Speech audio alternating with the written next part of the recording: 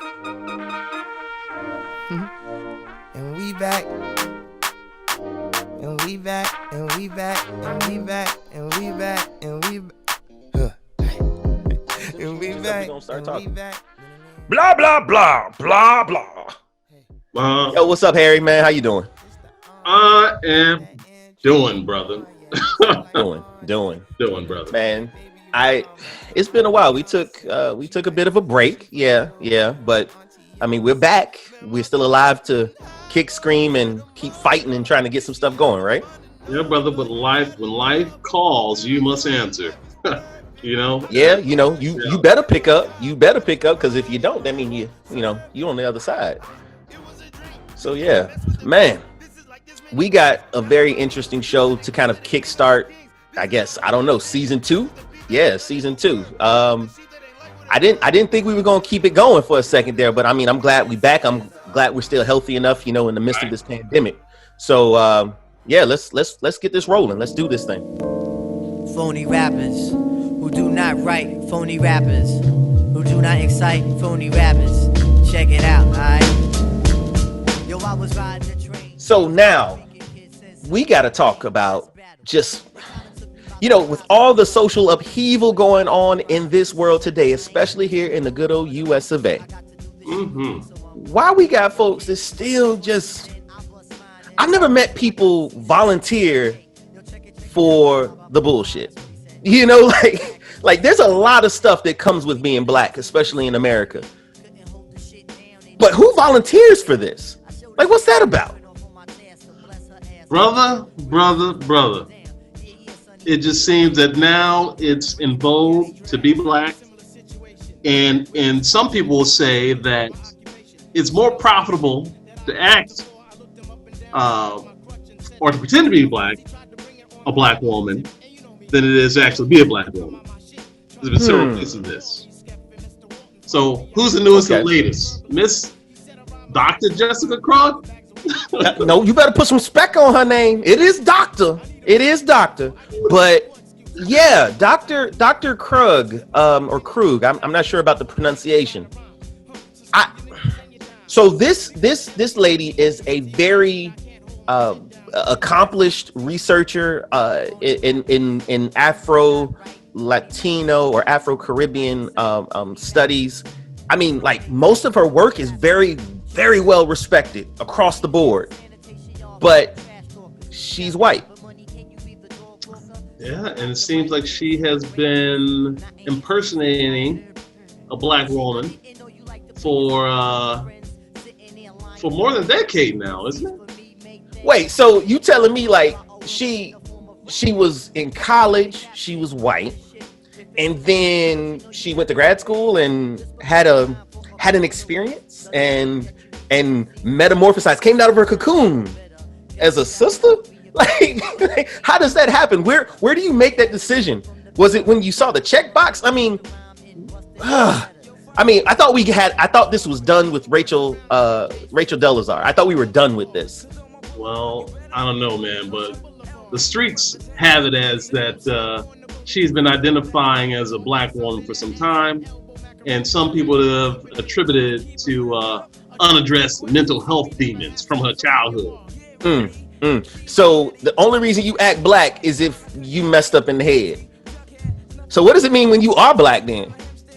Oh, dang. no. You know what? We got some things. But here's the thing. What I've heard, based on what I've read about this woman, is that basically, all in all, her blackness was always the extremes. It was always the stereotypical types of behaviors. So she wasn't just like, I just happen to be black because I like wearing a certain type of hairdo or something like that. But she was the loudest, over the top, the most confrontational about certain and I'm like, dang, like that's what you think black people are.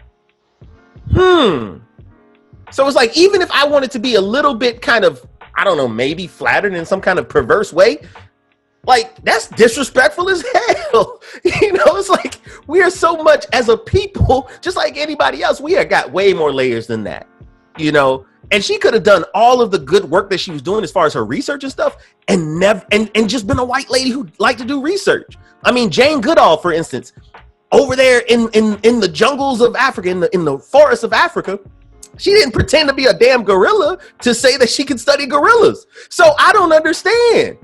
Like, what the hell? I mean, yeah, there has to be a mental health issue. Yeah. You know, and here's something controversial. I bet your bottom dollar that when she got pulled over, she didn't pretend to be black. Oh no.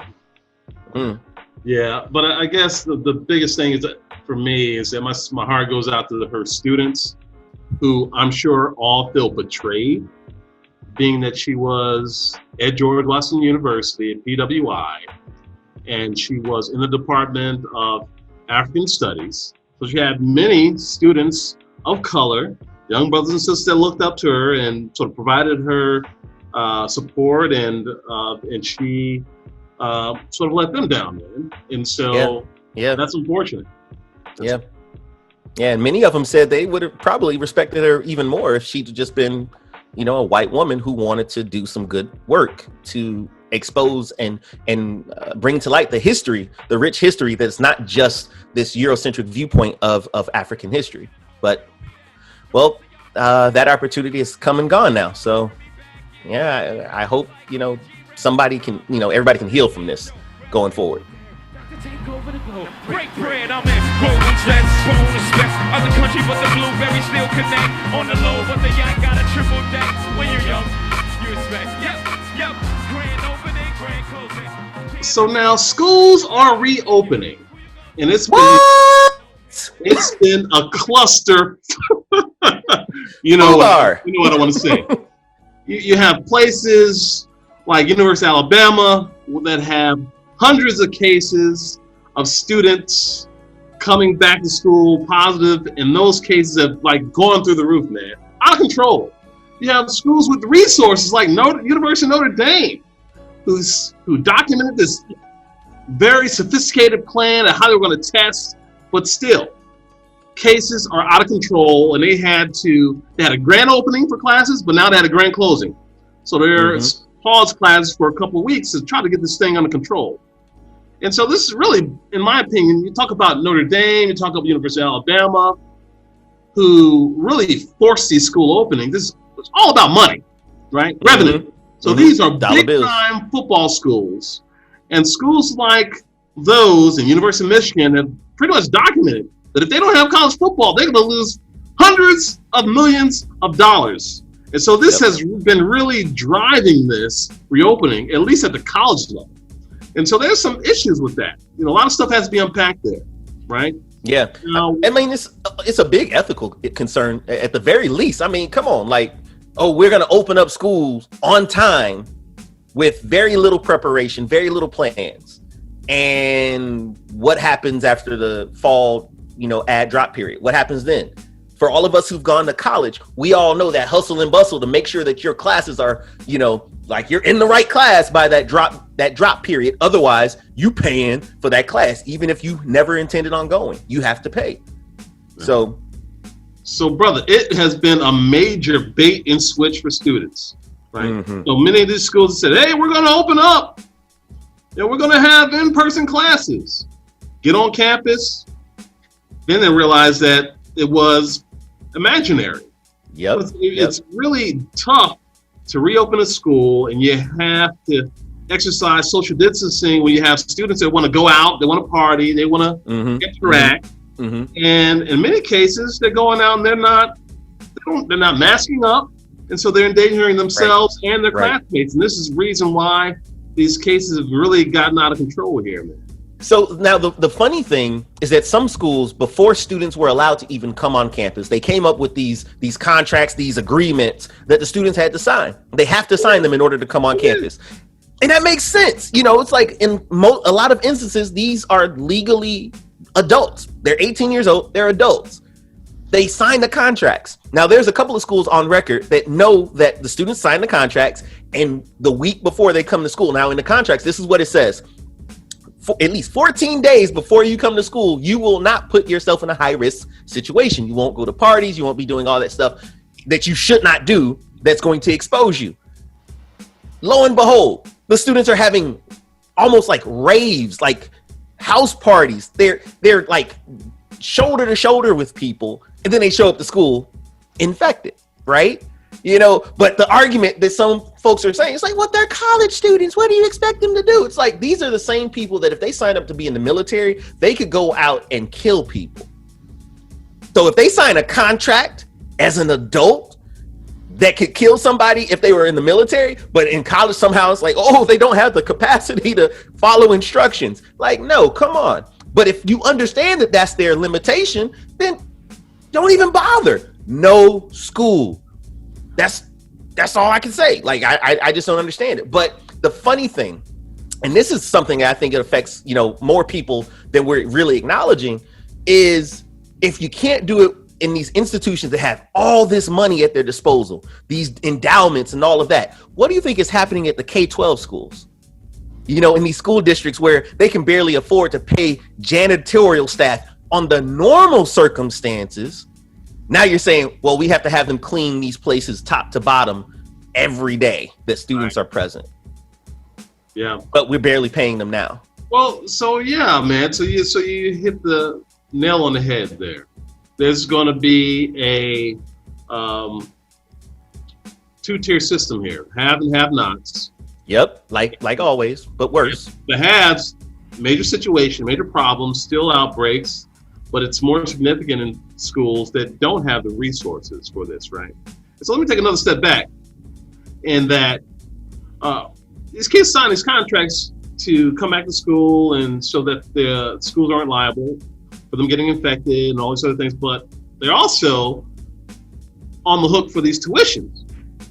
And so schools have started, and many of them will have to shift online. So many of these schools will give you a refund, at least a partial refund for your housing, room, and board. Mm-hmm. But you're still on the hook for that tuition, man. And these universities need that tuition to keep their doors open.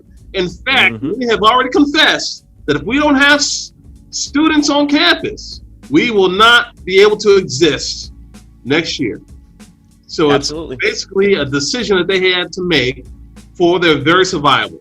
You know, that's a compromise. Yeah, it's an economics game. And the thing is, when you bring it down to the person level, that makes perfect sense. I mean, there are a lot of places in the country, a lot of cities, towns where these colleges are one of the major employers. So if the college goes, a lot of people are not getting grocery in their house. I get that. I'm not arguing against that, but you have to be upfront. You can't be like number 45 sitting here trying to downplay the reality until it hits and say, oh yeah, you know, I didn't really kind of sort of know. You're like, you know that you're not prepared to deal with these students being on campus. You know that it's highly likely that within the first 2 weeks of school being open, you're going to have to send everybody back home. And the worst thing about it, especially when you're thinking about like low income, first generation in college type students, where they're just excited for this is a major rite of passage for them. They all show up, like where I'm at right now, students have started moving back on campus. And you see everybody, they're all excited. And it's like parents are bringing their kids, you know, from across the country, across the state or whatever, to come to these schools. And it's like, that might've been an investment, just that trip, right? And the reality is like, you're gonna have to make a return trip. You have to come and get your kid. That's crazy. Yeah, we talk about the haves and have-nots here in that. So you talk about kids coming back to school. Let's talk about K through 12 for a quick second. Yeah. And we know that the transmission of this virus happens a lot easier indoors, under conditions where there's poor ventilation and there are high density of people. Think about some of these underfunded school systems where kids are packed in classrooms. You're in older buildings with poor ventilation. I guess they need to be opening up all the windows to help things out, and you know, at least until but you know, a lot of these schools are built like prisons. They can't even open the windows. You're right. The windows be them narrow windows that nobody can fit outside of and stuff. Like, it's actually that scary. I remember, you know, somebody had made that statement to me one day. I was like, man, you tripping. Then I went back to my old high school. And I was like, oh, snap. Like, they dead serious. It's like you get light in, but you can't really open it. So then the expectation is that the ventilation system is supposed to be really good. But like you said, sometimes that's not enough. And then you saw that story, where is it? Iowa. Is it Iowa? Where they're basically talking about rotating the students physically in the spaces so that they can never be in a space for longer than the time that it would take on paper for them to become infected and have to report it. Because if you are around somebody longer than 15 minutes and you happen to be infected or get in close contact, you have to know every person that you were around for contact tracing. Yep. You heard that? Brother, it's a dereliction of duty, brother. They're supposed to be protecting kids. You said dereliction. I ain't heard that word in a sentence in the Coons age, boy. Bro, they literally have these kids playing musical chairs every 14 minutes. They're under that 15-minute time mark where they have to report cases. So they are knowingly looking for loopholes to avoid the responsibility in protecting these kids. And my thought is that if you cannot protect the children, you should not be opening up the schools. If you don't have the resources to open the schools safely, then you should not be opening these schools. Otherwise, what's going to happen? You're going to infect kids. The kids are going to then take the virus home to their parents. Many of these cases, you have households that are multi-generational. They may have their grandma, grandfather, X, Y, and Z there. And then it's just a cluster of virus explosion. It's a festival. It's a cluster festival. So, you're right, though. You're absolutely right. And the worst thing about it is that from the science is still not sure just how bad it can get when it comes to infecting folks who may be okay with the initial infection. Like even if we get the vaccine out to these people who may have already been exposed or anything like that, we're still seeing evidence that people who might have successfully made it through that window of time that everybody is concerned about the infection being bad, having bad symptoms, and then they come up with something else that's related to the consequence of that first infection. It may not be the virus directly, but there's a lot of stuff we need to be really careful about still, because we don't know. It's novel. It's novel, meaning it's new, right? So we're going to sit here and say, yeah, we know everything now. It's like, no, we still don't know everything. And we still need to play it close, because risking the lives of so many people, especially the children. I mean, we may have a whole generation of people who have chronic health issues because of coronavirus, because of the way we've been treating it all this time. Yeah, and you have those faithful believers out there that would say that there's nothing new under the sun. But this virus is new for humans. It's new to us. It's like going to the thrift store and finding a virus. It's like, well, I've never seen this virus before, so hey. But it's clear that this virus is not only attacking, the respiratory tract and other organ systems, but you got folk that are just not doing well even after clearing the virus, man. And they're a class of individuals called these long haulers. And they just have these persistent symptoms, man. Memory is all jacked up, and it's just a complicated situation for these individuals. And so just because you recovered from this virus doesn't mean that you're okay, right? So just because you're not a casualty doesn't mean that you're okay.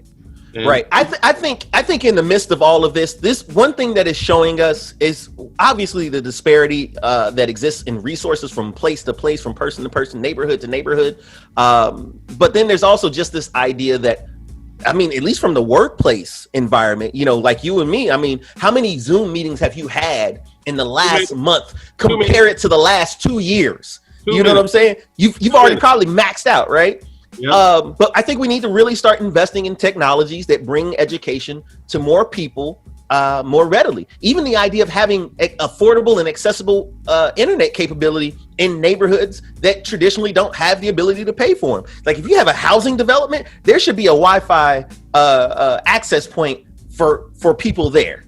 It should just be there. It should be a normal commodity, the same as having water. Because if you don't have it, you're missing out on information, because that's just the way our society is now. It's no longer a privilege. It is a necessity. Sure.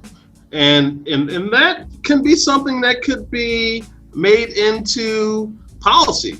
If you have a large public housing development that's receiving governmental funds, then you may make it as a requirement that you need to make sure that there's internet access for the individuals that stay there. I mean, that's something that's cheap, and that's something that's very reasonable. Absolutely. I agree. And I think by doing that, we can actually the idea of school and physically being there becomes a null point. We don't have to even have that argument anymore. It's like, hey, there are other ways to deliver this. But then also, I'm going to get back on my bandwagon. I think, especially in communities that have been disenfranchised and completely abused by some of these schooling institutions, homeschooling, at least for K-12, should definitely become an option. Homeschooling collectives, things like that, where you are able to kind of collectively gather resources in some of these communities so that it becomes more equitable and more culturally sensitive or competent in its delivery. Because, you know, doing it on your own isn't always going to work for everybody, right?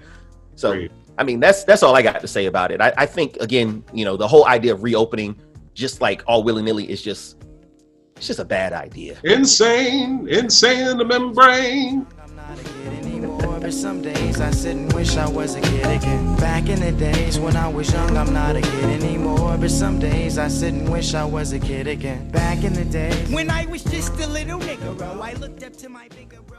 So now, how do we get to the next stage, right? A lot of hysteria right now, a lot of disruption in our lifestyle. Is there any potential for us to get to any level of normalcy this year? Or do you think that it's going to be much further along where we're going to have some remnants of our lives of yesterday? Because right now, many people are losing hope, man. There are experts that are saying that we may not get back. Fauci is saying that we may not get back to our normal way of life until the end of next year. But then, you know, sort of political voices out there saying, hey, you know, we're going to have a vaccine by election day. And my golly, how funny is that? How likely is it? What do you think about that? Is it my dude? Well, I mean, here's the thing. What we're doing right now, when you mention the whole idea of the policymakers, the politicians, you know, starting to kind of forecast this vaccine launch date or approval date, I should probably say. It's fueled by this nostalgia of before COVID. You know, back in the day, you know, when I was young, I'm not a kid anymore. What? Come on now. Let's not sit here and try to reminisce on what things were like before, because for a lot of people, before still sucked. It still wasn't good. We need to restart.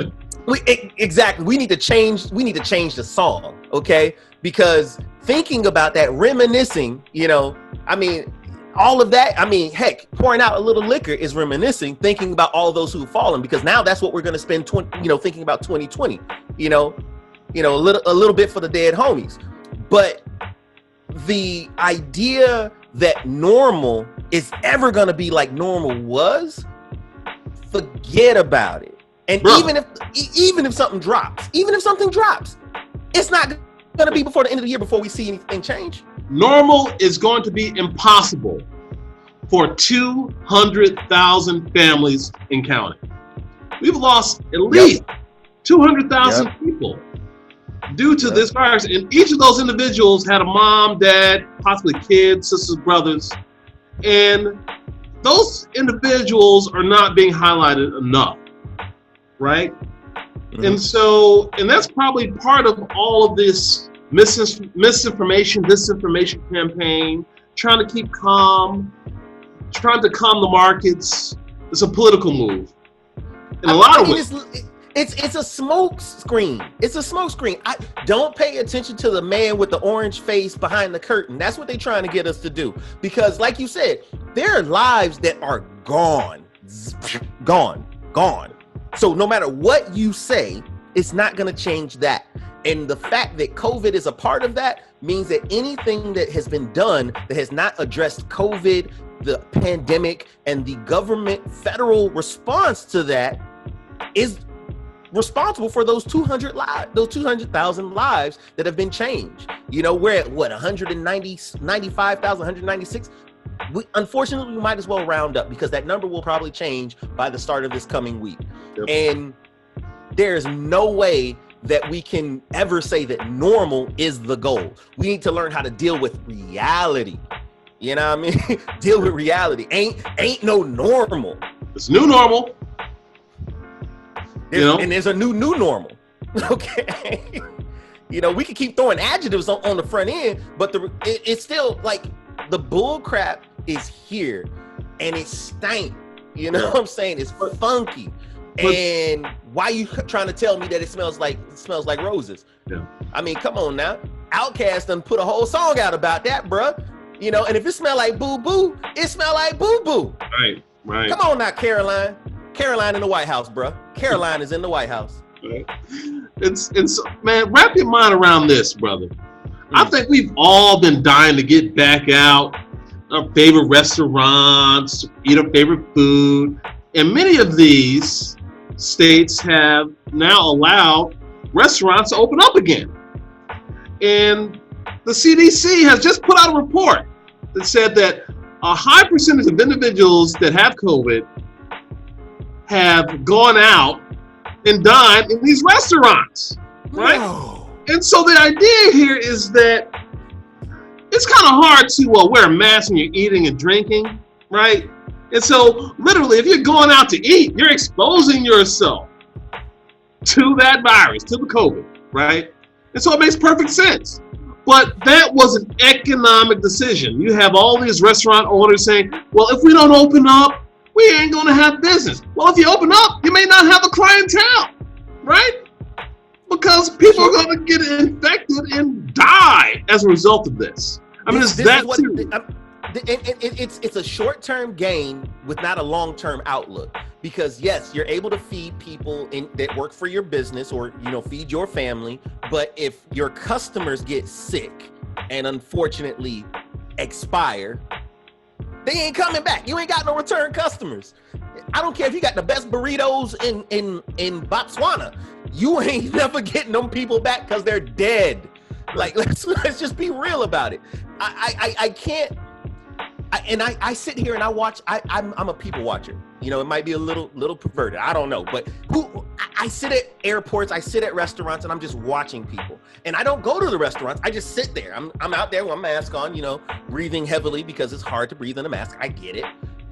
But you see people in those spaces, and the most conscientious of us don't necessarily remask that fast when we're out in that space. I've seen it. I know people who got degrees in public health. They're at a restaurant and you watch them not put their mask on when they're done chewing.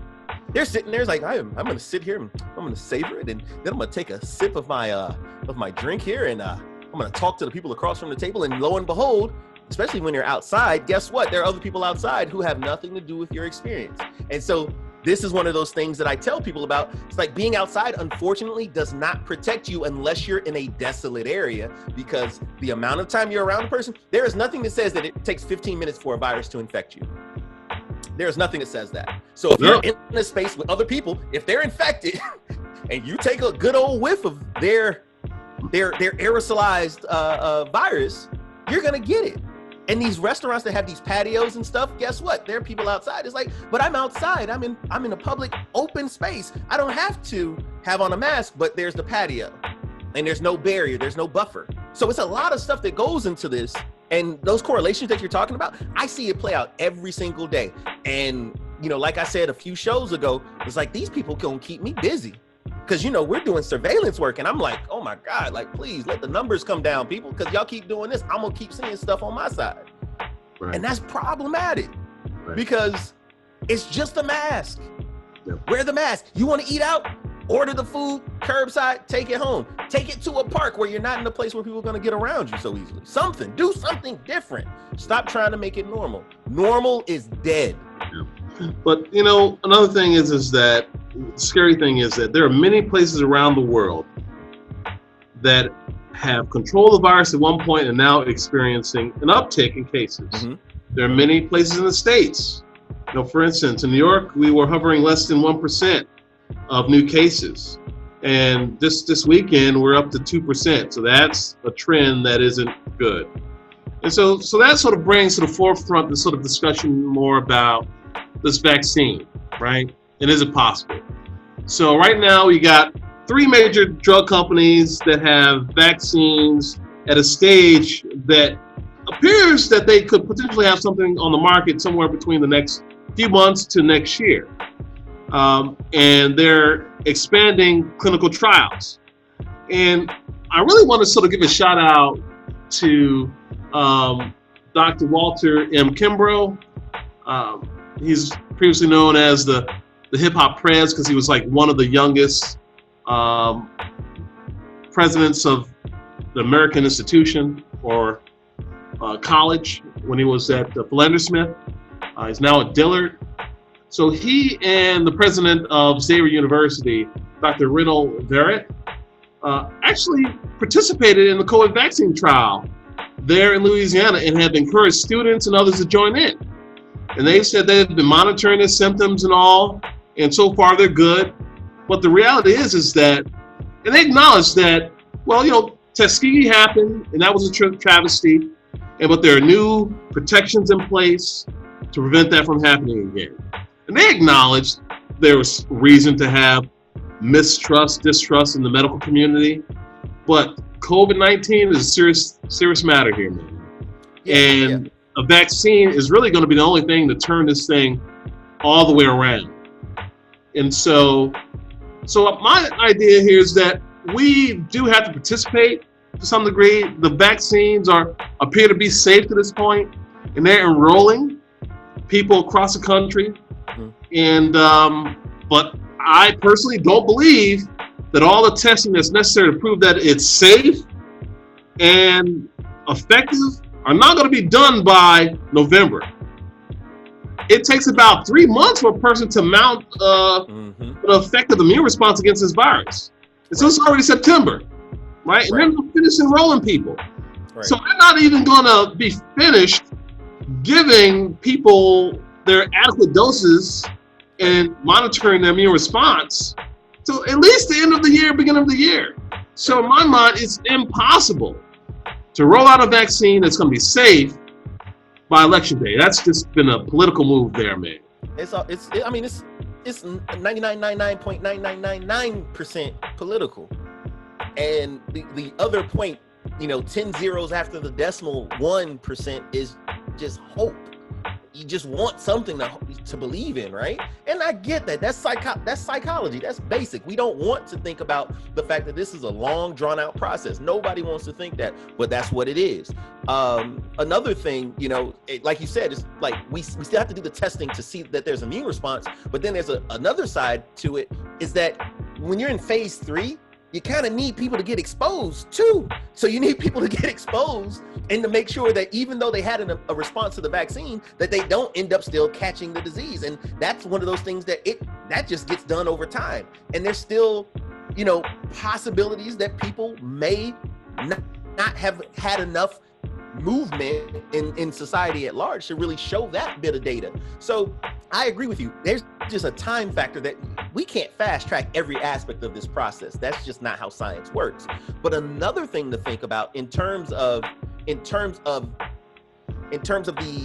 process by which people get into these trials, like with all the innovation that has happened with allopathic medicine, the science, the technology that has been developed, unfortunately, folks that are not of European ancestry, particularly like Black Americans, have not participated at levels that allow these things to really benefit us.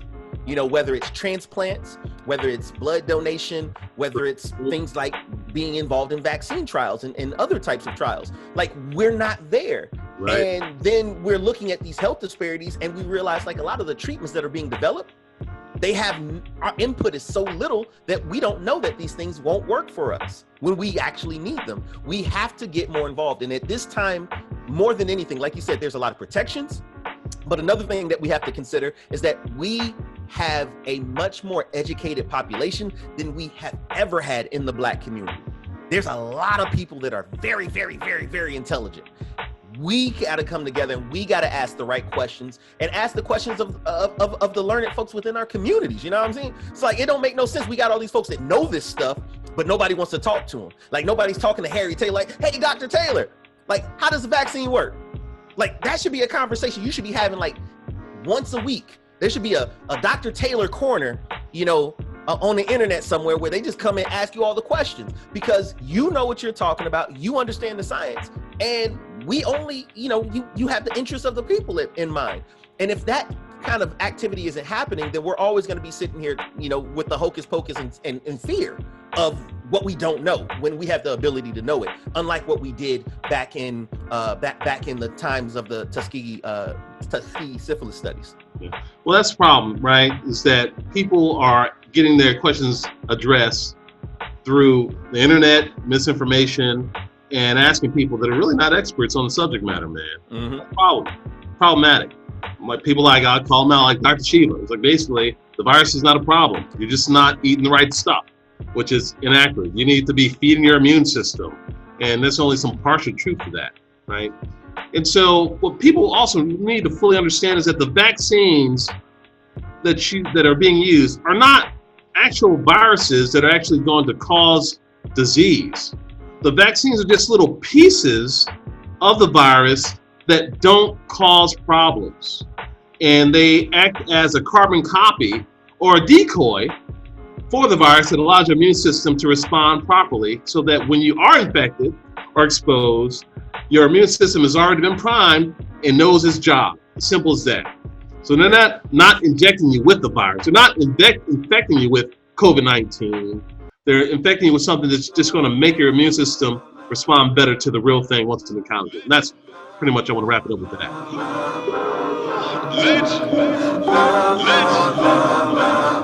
Big dog.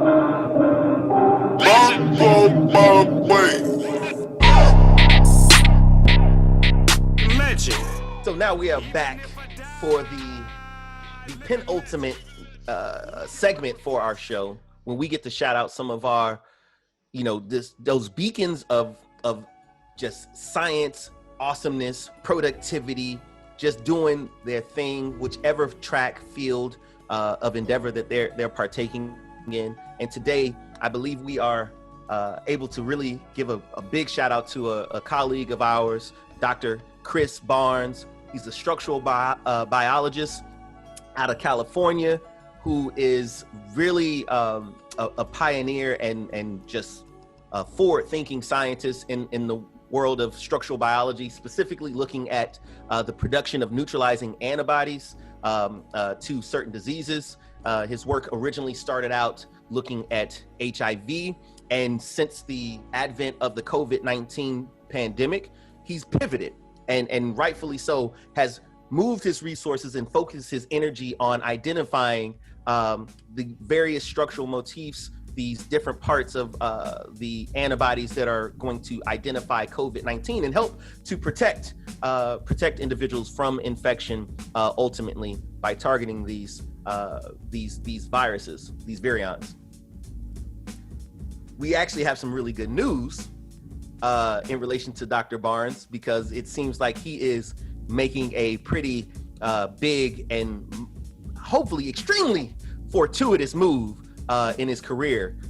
Dr. Taylor, do you want to hit in on some of those details? Because I don't even know if I can reflect all the nitty-gritty details. I just heard of it a day or so ago. I just want to underscore that Dr. Barnes is a fucking rock star. I'm sorry, I had to say that. This brother is hitting on all cylinders. A model scientist, and if I were a student at Stanford, I would be knocking on his door constantly and to allow him to see how serious I was about joining his lab, because the guy is going to be doing some awesome science. He's doing great work from undergrad to grad school at Pitt. He's now finishing up his postdoc at Caltech in one of the world's leading labs. I said the world's leading labs. And he's going on now to one of the world programs, the top programs in the country at Stanford. And so Stanford has provided him with an opportunity to hit the ground running, to provide him with resources to expand his independent program. And his trajectory is such that this guy is going to be able to achieve some things that are going to be remarkable. So keep an eye out for him. Dr. Christopher O. Barnes, he is doing it on another level. Great motivation looking at this guy's track record. And the work is very practical and is going to inform vaccine studies for COVID and also HIV. So big shout out to you. Looking forward to your future work. Thanks for all the first time listeners. We really appreciate y'all. We missed y'all. Thank you for all the returning listeners for sticking it out with us. We're glad to be back. Be sure, if you have not already done so, to subscribe to our YouTube, Spotify, Anchor, Apple Podcasts, Google Podcasts, everywhere. Just get us on your calendar. Be sure to turn on your notifications too, so that you do not miss out on any of our new content. We will be back as soon as possible to make sure that these episodes keep dropping. We keep having these conversations and trying to keep it real with you, but also give you a little bit of science. That's what we're here for. We love y'all. Take care of each other. Don't forget, it's still a pandemic, folks. We are still trying to deal with this, and hopefully we can get on the other side of it and start talking about some other cool science. All right, y'all take care of each other. Be easy. Peace.